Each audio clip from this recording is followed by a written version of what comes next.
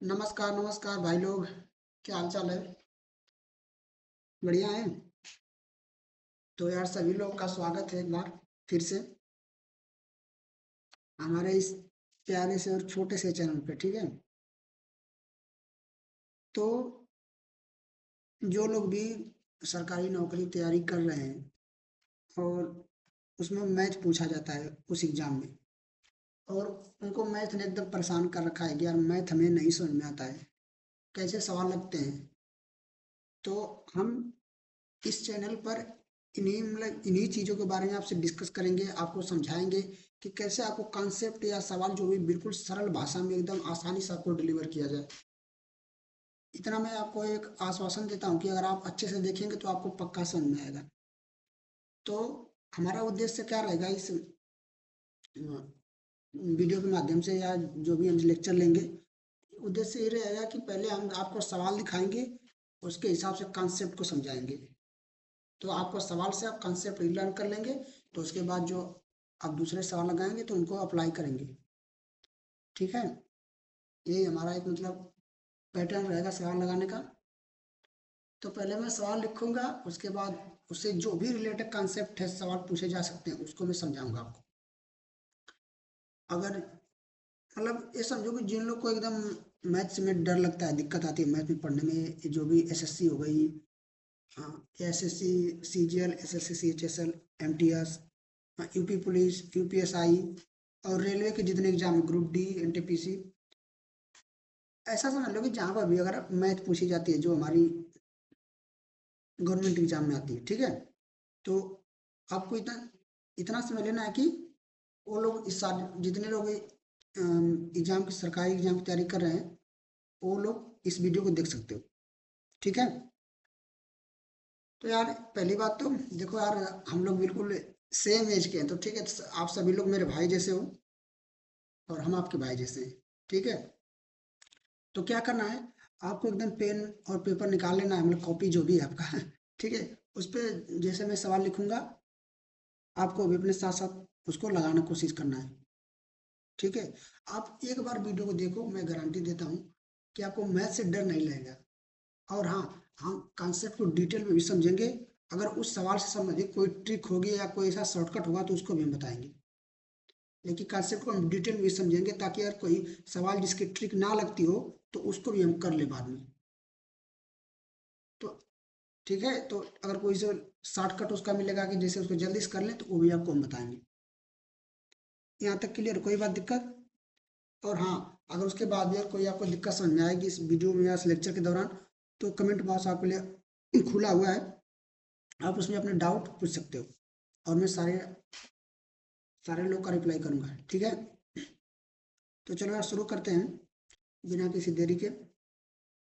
ज़्यादा समय नहीं लगाते हैं भाइयों। ठीक है। तो ये तो आपको समझ में आ गया कि मतलब हम ऐसे रैंडम सवाल उठाएंगे, ऐसा नहीं कि मतलब कोई टॉपिक विशेष है। ठीक है। मतलब ये समझ लो कि जो भी सवाल एग्जाम में पूछे जाते हैं वैसे ही सवाल होंगे, लेकिन रैंडम से होंगे। ठीक है। कोई विशेष टॉपिक नहीं होगी। तो हम सवाल लिखेंगे और उसके बाद कॉन्सेप्ट को समझेंगे। तो चलो यहाँ पे आ जाते हैं। क्या है भाई साहब? हम्म, चलो। तो हमारा क्वेश्चन नंबर वन। ठीक है। क्वेश्चन नंबर वन हमारा क्या है? अरे यार इतना बड़ा हो जाए, ठीक है, छोटा लिखते हैं। पहला सवाल है, ऐसे लिखते हैं केवल।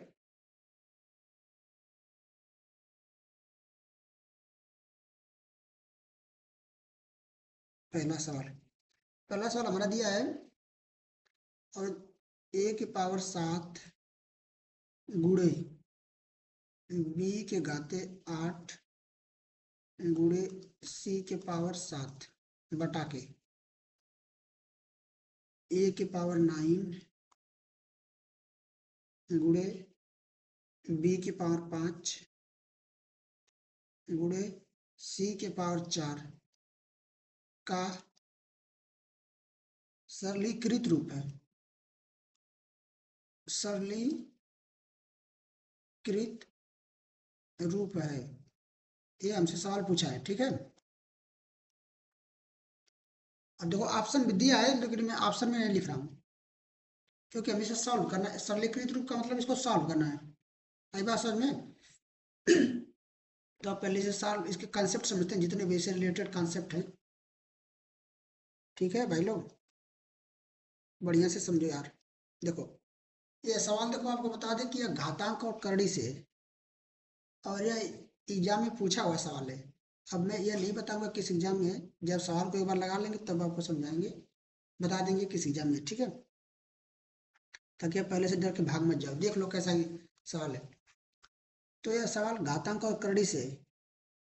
तो इसको पहले समझ लेते हैं, घातांक और करड़ी क्या होती है। देखो अगर ऐसे कहीं लिखा है, 3 के घाते मान लो 4, ऐसे कहीं लिखा है, ऐसा लिखा हुआ है, ठीक है। तो इसका मतलब क्या होता है कि जो ये ऊपर है, इसे घात बोलते हैं। क्या बोलते हैं? घात। घात या घातांक भी कहीं कहीं बोलते हैं, ठीक है। घातांक। और जो नीचे है, इसे बोलते हैं आधार, ठीक है, बेस। और जो यहाँ पे घात, इसे बोलते हैं पावर। पावर या एक्सपोनेंट। एक्सपोनेंट। इतनी बात समझ में आ गई कि अगर ऐसे कहीं लिखा हुआ है, मतलब ऐसा कोई संख्या जैसे मतलब 2 के घाते 3 ऐसे, तो इतनी जितनी संख्या होती है जो नीचे होती है वो उसे आधार बोलते हैं, इंग्लिश में बेस करते हैं। जो उसके ऊपर चढ़ी हुई होती है उसके खोपड़ी पर, उसे घात या घातांक बोलते हैं, ठीक है। अंग्रेजी में उसे पावर और एक्सपोनेंट भी कहते हैं। तो यह तो हमारा हो गया, कैसे इसमें क्या क्या टर्म है उसको हमने समझा दिया। अब इसका मतलब क्या होता है, जैसे 3 के घाते 4 यहाँ पर लिखा है, तो इसका मतलब है कि ये जो नीचे वाली संख्या है, आज ये जो ऊपर वाली है, तो ऊपर जितना लिखा है, कितना लिखा है, 4 ना। तो इसका मतलब है जो नीचे वाली संख्या है, वह 4 बार गुणा होगी। 3 गुणे 3 गुणे 3 गुणे 3, मतलब जितना ऊपर लिखा है, 4 लिखा है ऊपर ना, और जो नीचे लिखा है, तो नीचे वाली संख्या उतनी बार गुणा में आएगी जितना ऊपर लिखा है, ठीक है। दूसरा एग्जांपल देखो, इसे लिख दिया मैंने 2 के पावर 5। तो इसका मतलब होगा, इसे पढ़ते हैं कैसे, 3 के घाते 4, 2 के घाते 5, ठीक है। तो जब ये 5 ऊपर लिखा है ना, तो नीचे क्या है, 2, मतलब 2 5 बार गुणा में होगा। 2 गुणे 2 गुणे 2 गुणे 2 आई बात समझ में? इसका मतलब यह हो गया। कोई दिक्कत यहाँ तक? ये हमने समझ, देखो ये घात में ऐसे दिया ना, तो इसीलिए इसको मैं बता रहा हूँ कि इसे क्या कहते हैं। अब तुम चाहो तो अगर इसका गुणा करके कुछ आएगा तो वो भी कैलकुलेट कर सकते हो, यहाँ पर गुणा करके जो आएगा लिख सकते हो। देखिए अभी मैं बता रहा हूँ कि इसको पढ़ते कैसे या लिखते कैसे। अब जैसे और एग्जाम्पल लेते हैं यहाँ पे, जैसे 1 के घाते 2। अगर मान लो 1 के घाते 2 लिखा है कहीं ऐसे, 1 के घाते 2 ऐसे लिखा है कहीं, तो इसका मतलब क्या हुआ, मैंने बताया जो ऊपर क्या है लिखा है, जो उतनी बार करना है। मतलब 1 घाते 2 मतलब 1 का गुणा कितनी बार, जो ए नीचे लिखा है इसका 2 बार, ठीक है। इसी तरह का लिखा है b के घाते 3, तो इसका मतलब क्या है, b गुणे b आई बात समझ में? ये हम कॉन्सेप्ट सीख रहे हैं, बात समझ में आ रही है ना? मैं सवाल दे दिया, उसे कॉन्सेप्ट बता रहे हैं। तो a b के घाते 3 ऐसे हमने लिखना सीख लिया। अब आगे देखते हैं, अगर मान लो ऐसे कहीं लिखा है, जैसे 3 गुणे 3 गुणे 3 गुणे 3, तो अब इसको अगर ऐसे लिखा हुआ है तो इसको उल्टा भी तो लिख सकते हैं, जैसे अभी हमने बताया कि ये 3 कितनी बार है, 1 2 3 4 5, 3 5 बार लिखा है वो भी गुणा में। तो इसे 3 के घाते 5 लिख सकते हैं, समझ में आई? जितनी बार है उसके ऊपर उतना लगा देंगे। जैसे अगर 4 गुणे 4, यहाँ पे ऐसे है तो यहाँ 4 कितनी बार है, 2 बार, तो 4 के घाते 2 लगा देंगे, ठीक है। अगर यहाँ पे मैंने लिखा x गुणे x मतलब 3 बार अगर x हो गया, तो x की कितना कर देंगे, 3 बार लगा देंगे ऊपर, मतलब x घाते 3, इसे x³ भी पढ़ते हैं, ठीक है। यहाँ तक समझ में आई? कोई दिक्कत? इसे 4 का स्क्वायर पढ़ेंगे या तो 4 के घाते 2, यहाँ तक कोई दिक्कत तो नहीं होगी। अब और देखो, अगला कंसेप्ट देखो कि यार कोई संख्या भिन्न में है, क्या ये मैं क्या कंसेप्ट क्या बता रहा हूँ, अगर कोई संख्या भिन्न में, जैसे यहाँ पर लिखा हुआ है 25/15 ऐसे कोई संख्या लिखी हुई है 25/15, तो इसे भिन्न कहते हैं ना। इतना तो पता होगा आपको। ऊपर वाले को अंश बोलते हैं, नीचे वाले को हर। जब भी ऐसी कोई संख्या भिन्न में दिखेगी तो इसका हमेशा मतलब होता है कि जो ऊपर वाली संख्या है उसमें नीचे वाली से भाग देना है, मतलब अंश में हर से भाग देना होता है। आई बात समझ में? मतलब ऐसे 15 और ऐसे 25, ऐसे इसका मतलब यह होता है कि भाग देना। ये बात आपको याद रखो, मैं बता रहा हूँ, आगे काम आएगी। ठीक है, जब भी ऐसे भिन्न में कभी लिखा हो तो हमेशा अंश को यहाँ पर रख दो और हर को यहाँ पर, जिससे भाग देते हैं। ठीक। और देखो, जैसे अगर मान लो ऐसे 5 × 5 × 5 ऐसे है कुछ अंश में, और ऐसे 4 × 5 × 5 ये हर में। तो जब भी अंश और हर में सेम ऐसे कोई संख्या मिल जाए तो उसको तुम काट भी सकते हो। ऐसे जैसे अंश और हर में सेम होना चाहिए, लेकिन तो एक जैसे 5 है, ऊपर में 5 है, 5 से 5 कट गए एक बार में, 5 से 5 कट गया, बचा क्या? 5 और 4, तो इसका आंसर 5/4 आ गया। कोई दिक्कत? कोई दिक्कत नहीं। ये देखो तुमको सरल लग रहा होगा, लेकिन मैं बता रहा हूँ यही कॉन्सेप्ट से हमारा सवाल बनते हैं। ठीक है।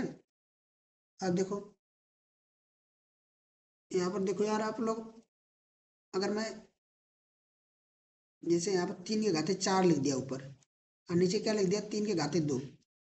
अगर भिन्न में ऐसे कभी आ जाएगी 3 के घाते 4 और नीचे 3 के घाते 2 है, मतलब ये जो आधार है भिन्न में, अंश में भी आधार वही है और हर का आधार वही है। सब में आधार मतलब ना, जो नीचे 3 है, ये दोनों अगर सेम हो जाए तो इसे ऐसे करते हैं। इसका मान क्या होगा पता है? जब जब अंश और हर का आधार सेम हो जाए और वो दोनों भिन्न में हो तो करते क्या है, ऐसे बराबर इसके आधार को ऐसे उतार लेते हैं, और जो ऊपर अंश का घात है, अंश का घात क्या है? 4, मतलब 3 घात क्या है? 4। 4 में से नीचे हर वाले के घात को घटा देते हैं, -2। आई बस समझ में? ये मैं एक उदाहरण दे रहा हूँ, आप किसी भी अप्लाई कर सकते हो। बस कंडीशन क्या है कि नीचे वाली जो है ये सेम होना चाहिए, आधार सेम होना चाहिए। तो हमेशा ऊपर वाले में से नीचे वाले को हम क्या कर देंगे? घात को घटा देंगे, और इस बेस को ऐसे ही सेम रखेंगे, मतलब आधार को। तो ये कितना आ जाएगा? 3 तो ऐसे ही हो जाएगा, और 4 में 2 जाएगा 2। तो इसको जब सॉल्व करेंगे 3 घाते 4/3 घाते 2, तो इसका मान 3 घाते 2 आ जाएगा। तो इसका मान आप 3 घाते 2 ऐसे छोड़ सकते हो, या तो ऐसे लिख दो 3 × 3, क्योंकि 3 घाते 2 है तो 2 बार, 3×3 = 9। आई बात समझ में? तो ये एक नियम है। इसको भी याद रखना कि ऊपर जब भी भाग में हो या भिन्न में हो तो उसका मतलब क्या होता है? हमेशा ये भिन्न को भाग भी कहते हैं, ऐसा समझ लो तुम। तो जब ये ऐसा हो तो हमेशा अंश वाले के घात में से हर को घटा देना, अरे हर को मतलब ऊपर में से नीचे घटाओ सीधा। और अगर ये भाग में हो गया तो यहाँ पर अगर आप नियम लिखना चाहो तो यहाँ पर लिख सकते हो a के घाते m/a के घाते n, a के घाते n। तो जब चलो मैं लिख दूंगा बाद में, ठीक लिख देता हूँ ये पे। अगर ऐसे a के पावर n ये फार्मूला समझो, ठीक है? क्योंकि मैं अब ये संख्या लेकर आपको बताया तो आपको समझ में आ गया आसानी से, इसलिए मैं संख्या पहले लिया है। a के पावर n ये हमारा क्या है? ऐसे दिया हुआ है। तो a के पावर m/a के पावर n जब भी, तो अब देखो मैंने बताया यहाँ पे बेस सेम है ना, तो a मतलब बेस है, तो बेस सेम है, ये बदले कोई दिक्कत नहीं, घात बदले कोई दिक्कत नहीं। तो जब दोनों, इसमें बेस ए है इसमें बेस ए है, तो क्या करना है? बेस को ऐसे ए रख देना है, और ऊपर यम है और नीचे क्या n, उसमें से -n कर देना है। बस ये हमारा क्या हो गया? फार्मूला हो गया। ठीक है। अब फार्मूला तो दिमाग में रखना है, फार्मूला रखने से कुछ नहीं हुआ, बस समझो कि वो काम क्या करता है। ठीक है। अब आगे देखो यहाँ पर, जैसे अब भिन्न में हो गया, अगर मान लो ऐसे गुणा में कोई चीज है, जैसे 3 के घाते 5 गुणे 3 के घाते 6, अगर ऐसा कभी है कि जैसे ये तो यहाँ पे एक ही संख्या जो क्या थी वो भाग में थी, अब यहाँ पे देखो 3 के घाते 5 गुणे 3 के घाते 6, मतलब दोनों जो है क्या है? दोनों का बेस सेम है, दोनों का आधार सेम है। तो जब ऐसा आधार कभी सेम हो गया, तो जब गुणा में हो और दोनों का आधार सेम हो तो घात आपस में क्या होंगी? जुड़ जाएंगी, मतलब 5 और 6 जुड़ जाएंगी। 3 को ऐसे ही रख देंगे और 5 + 6 कर देंगे ऐसे, तो कितना आ जाएगा, 3 की घात 11। आई बात समझ में, जब भी गुणा में हो और आधार सेम होगा तो घात को हम जोड़ देंगे। एक एग्जाम्पल और देखो आप, जैसे 4 की घाते 5 गुणित 4 की घाते 3 गुणित 4 की घाते 2। देखो ये सब गुणा में तीनों ना, और तीनों तीनों की जगह हमें एक बात मालूम हो रही है कि 4 यहाँ पर विचार है, यहाँ पर विचार है, मतलब आधार तीनों में क्या है, सेम है। जब आधार सेम होगा तो आधार कैसे उतार लेंगे, और जो घात ऊपर है उसको क्या करेंगे, जोड़ देंगे। 5 5 3 8 8 2 10। तो ये इसका आंसर क्या आ गया, 4 की घाते 10। कोई दिक्कत यहाँ तक? तो अगर इसे हम फार्मूला बनाएं और लिखें तो लिख सकते हैं ना, ए की घाते m गुणे ए की घाते n प्लस ए की घाते p। ऐसे जितना भी जाए, मतलब इतना सीधा समझो कि बस घात को ऐसे उतार लेंगे, plus m plus n plus p जोड़ देंगे, मतलब घात जुड़ जाएगी। जब भी गुणा में होगी, भाग में होगी तो ऊपर में से नीचे वाला घटा देंगे घात को। ये हमारा क्या हो गया, फार्मूला हो गया। ओके, ठीक है भाई।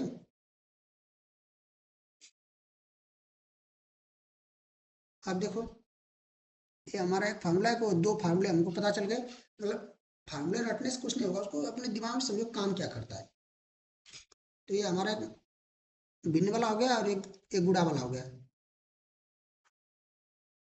अब एक सवाल और देख लो, अगर जैसे ये 2 लिखा है ना, गुणे 2 के घाते 3 गुणे 2 के घाते 4। अब तुमसे इसका कोई मान पूछ ले तो क्या करोगे, 2 है, 2 के घाते 3 है, 2 घाते 4 है।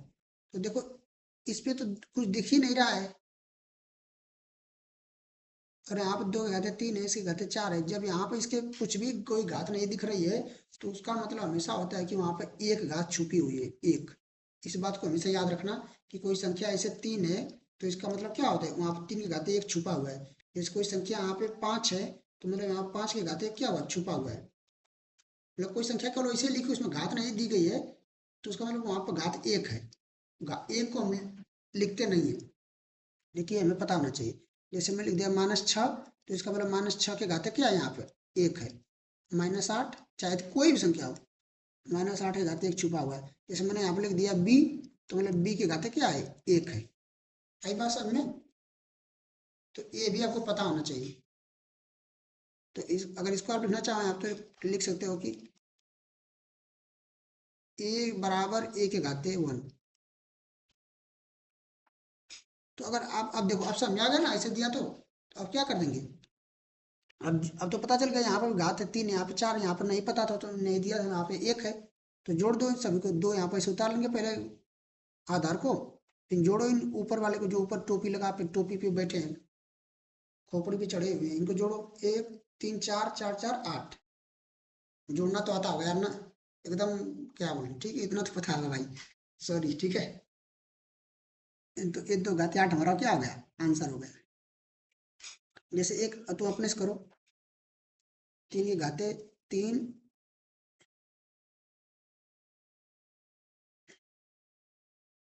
3 के घाते 3 गुणे 3 के घाते 4। अब इसका करेंगे, कैसे करेंगे। अब यहाँ पर कुछ नहीं दिख रहा है, मतलब यहाँ घात क्या है, 1 है। अब यहाँ पर हर जगह तीनों सेम है, तो 3, यहाँ पे एक घात है तो 1 3 1 4 4 8, 3 के घाते 8 इसका मान है। ठीक है। और एक चीज और देख लो, याद कर लो, ऐसे 2 के घाते 0, अगर 2 घाते 0 का ही लिखा है तो इसका मतलब 1 होता है। इस बात को हमेशा याद रख लो कि अगर किसी संख्या के घाते 0 है तो उसका मान हमेशा 1 होता है। जैसे मैंने लिख 2 घाते 0 तो इसका मान 1। जैसे मैंने लिख दिया 5 के घाते 0 तो भी इसका मान 1। जैसे मैंने लिख दिया -100 के घाते 0 तो भी इसका मान 1। ठीक है। जैसे मैंने लिख दिया -1,00,000 के घाते 1 0 तो भी उसका मान कितना हो गया, 1। जीरो जिसके घाता आएगा, लेकिन 0 के घाते 0 बराबर 1 नहीं होता है, इस बात को याद रखना।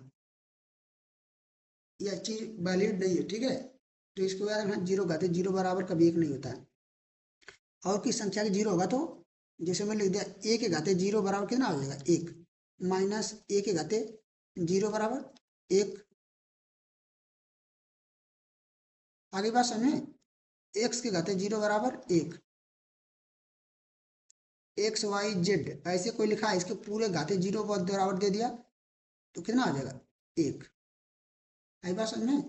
जैसे 54 लिख दिया, इसके घाते 0 बराबर 1। ठीक है। तो इतना समझ आया, कोई दिक्कत नहीं ना? चलो, यहाँ तक कोई दिक्कत नहीं, ये सारे कॉन्सेप्ट मैंने खोल दिए उस सवाल से जो भी रिलेटेड थे। अब चलो उस सवाल पर चलते हैं। सवाल क्या है, ए के घाते 7 गुणे बी के घाते 8 गुणे सी के घाते 7 बटा के ए के घाते 9 गुणे बी के घाते 5 गुणे सी के घाते 4, इसको हमको सॉल्व करना है। ठीक है, तो यहाँ पे उसको उतार ले सवाल को एक बार। सवाल था ए के घाते 7 गुणे बी के घाते 8 गुणे सी के घाते 7 बटा के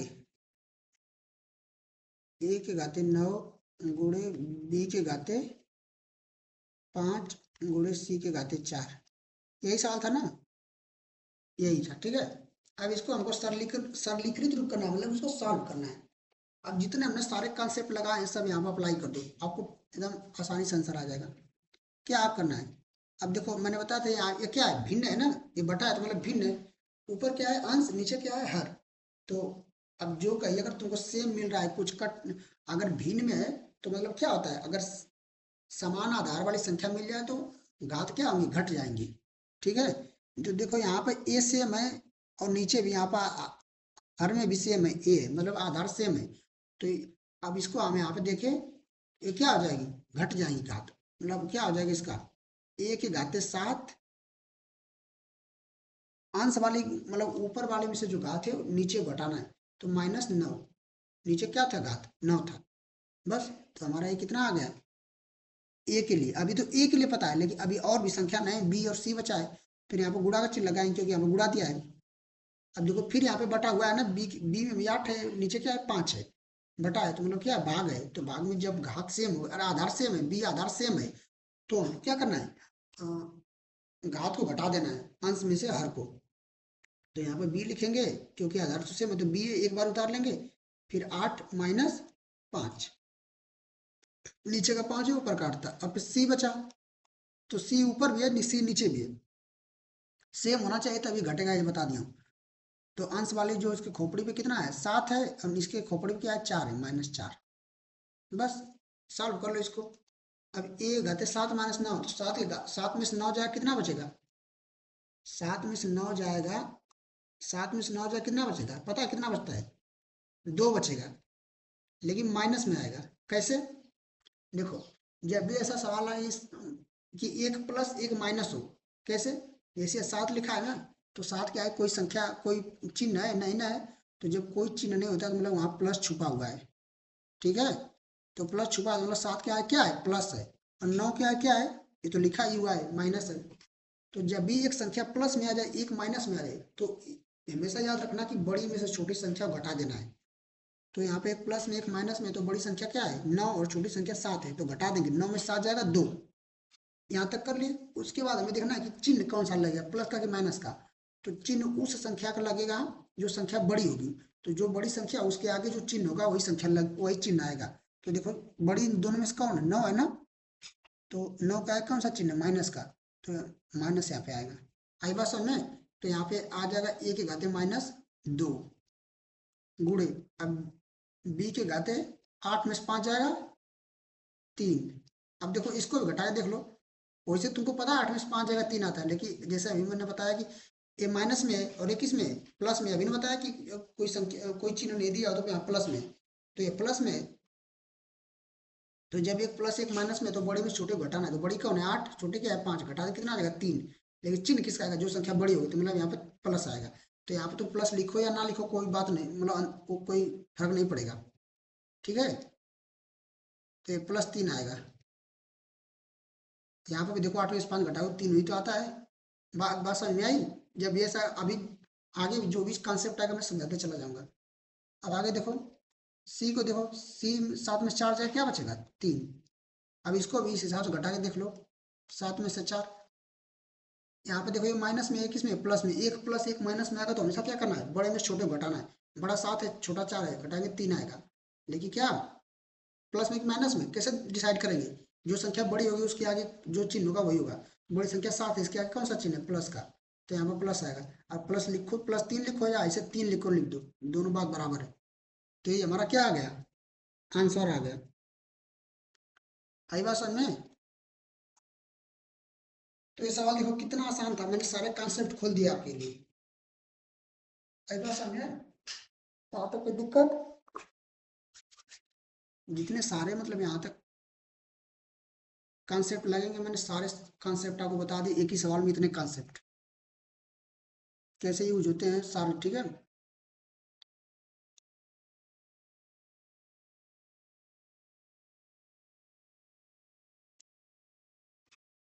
तो यार देखो, आपसे बता दूं कि यह सवाल जो था ना, ये सवाल जो मैंने अभी लगवाया, ये एसएससी सीजीएल का सवाल था। एसएससी सीजीएल मेंस का 2024 में जो पूछा गया था, ये उसका सवाल है। अब आप देखो कितना अच्छा सवाल मिला, आसान सवाल है। यही कॉन्सेप्ट जो छुपा वही सवाल बार वही कॉन्सेप्ट बार बार यूज होगा। तो ऐसे सवाल से आपको कॉन्सेप्ट में समझाना चाह रहा था। कैसा लगा है आपको, आप बताना जरूर, ठीक है। इस पे अब ऐसे जो भी सवाल हैं, आप अपने से ट्राई भी करना, ठीक है। अभी मैं थोड़ा सा इसमें बता देना चाहता हूँ चीज़ यहाँ पे, जैसे एक प्लस एक माइनस आ गया तो आपने ऐसा कर लिया। मतलब जब एक प्लस एक माइनस, अगर मान लो दोनों प्लस प्लस आ गए, दोनों माइनस, अब इसको मैं यहाँ बता देता हूँ, ठीक है। जैसे मान लो कि ये आ गया 5 + 3, ऐसे आ गया ना। तो आप इसको क्या करोगे, ये अभी ये इस बात को हमेशा याद रखना कि जो कोई संख्या अगर ऐसे लिखी हुई है तो उसका कोई चिन्ह वहाँ प्लस है, तो ये प्लस में है और ये भी प्लस में है, हो गया प्लस में दोनों ना। तो जब इसको जोड़ना हो, इसको सॉल्व करना हो, तो कैसे करेंगे, जब दोनों, इसको तो मैंने बता दिया, जब दोनों एक प्लस एक माइनस में हो तो घटाना है हमेशा, और जब दोनों प्लस में हो या दोनों माइनस में हो तो उस समय जुड़ना है। जैसे मैंने एक ये सवाल ले लिया, अब मैं यहाँ एक दे रहा हूँ, -5 - 3। इसको देखो, यहाँ पे देखो ये दोनों प्लस में, यहाँ पे प्लस और यहाँ पे प्लस, तो दोनों क्या होंगे, दोनों को जोड़ना है, 8 आ जाएगा, 5 × 3 क्या आ जाएगा, 8। लेकिन एक अब चिन्ह किसका लगेगा, चिन्ह उसका लगेगा जो संख्या होगी, मतलब जो चिन्ह होगा। तो चिन्ह क्या है, प्लस का है, यहाँ प्लस है यहाँ प्लस, तो चिन्ह प्लस का लगेगा। अब देखो यहाँ पे दोनों माइनस, ये भी -5 ये भी -3, तो इसको सॉल्व करोगे तो क्या आएगा, तो जब भी दोनों सेम चिन्ह मतलब माइनस माइनस या प्लस प्लस, तो जुड़ेगा हमेशा, तो 5 3 यहाँ पे जुड़ जाएगा, क्या हो जाएगा 8। लेकिन चिन्ह किसका लगेगा, चिन्ह यहाँ पे किसका दिख रहा है आपको, माइनस का, तो माइनस का लगा देंगे बस। आसान नहीं है, देखो एक और देखो, जैसे 11 लिख दिया और मैंने 11 + 15। अब देखो ये दोनों चिन्ह यहाँ पे किसका है, दोनों प्लस के, क्योंकि यहाँ पे प्लस है यहाँ प्लस है, तो दोनों जोड़ोगे तो दोनों जुड़ जाएंगे, 11 + 15 = 26। चिन्ह किसका लगेगा, प्लस का। आप प्लस लिखो या ना लिखो कोई अंतर नहीं हुआ, लेकिन माइनस को जरूर लिखना है। अगर मैंने यहाँ पे लिख दिया -11 -15, तो इसका क्या होगा, दोनों इसमें भी जुड़ेंगे इसमें भी जुड़ेंगे। यहाँ पे -11 -15 दोनों चिन्ह सेम है, दोनों माइनस है, तो जुड़ जाएंगे, तो कितना हो जाएगा, 11 + 15 = 26। लेकिन चिन्ह किसका आएगा, चिन्ह मतलब प्लस माइनस, चिन्ह किसका आया, माइनस का, क्योंकि यहाँ पे माइनस चिन्ह था। यही बात समझ में? तो दो कैटेगरी हो गई, जब एक प्लस और माइनस का मतलब, और एक मतलब यहाँ पर डिफरेंट, जब भिन्न अलग अलग चिन्ह रहेगा, ठीक है। अलग चिन्ह जब रहेगा, यहाँ पर जब सेम चिन्ह रहेगा,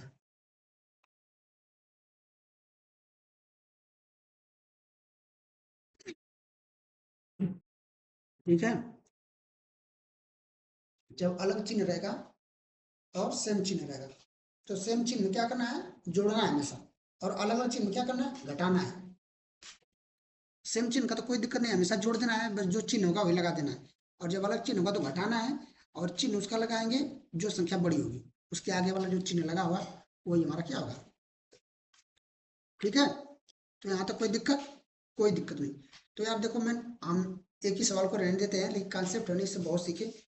तो आप बताना आपको वीडियो कैसी लगी, कैसा लेक्चर आपको लगा, ठीक है। आप लोग मेरे भाई जैसे हो, तो आप अपनी बिल्कुल फीडबैक दो, कैसा आपको लग रहा है, कहीं आपको कोई कंसेप्ट में दिक्कत आ रही है, या आपको ऐसा कोई लग रहा है कि ये थोड़ा मतलब स्पीड में था या ऐसा कुछ भी, तो आप जरूर बताओ, ठीक है। ए, और बाकी मिलते हैं किसी अगले लेक्चर में किसी नए टॉपिक के साथ, ठीक है। लेकिन हमारा एक पैटर्न यही रहेगा कि हम आपको बताएंगे, पहले का सवाल देंगे, उसे कॉन्सेप्ट सिखाएंगे, फिर आपको उसको अप्लाई करना है। और आप ये छोटे छोटे कॉन्सेप्ट को एकदम अपने दिमाग में बैठाते जाओ, इसी से आपको बड़े बड़े सवाल लग जाएंगे, ऐसे धुआं धुआं। ठीक है, ऐसा मत सोचो कोई हुआ कॉन्सेप्ट होता है, कोई कुछ होता है, कोई कुछ नहीं होता है।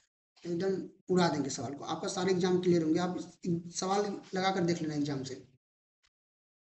बस जितना समझाता जा रहा हूँ उसको एकदम बिल्कुल पकड़ के रखो कि जिसको जाने नहीं देना है। ठीक है, और बाकी अपना थोड़ा सेहत का ध्यान रखो, हेल्थ का ध्यान रखो, मतलब अपने फैमिली के साथ थोड़ा उनका उनका भी ध्यान रखो। और बाकी मिलते हैं किसी नेक्स्ट लेक्चर में, तब तक के लिए जय हिंद, जय भारत।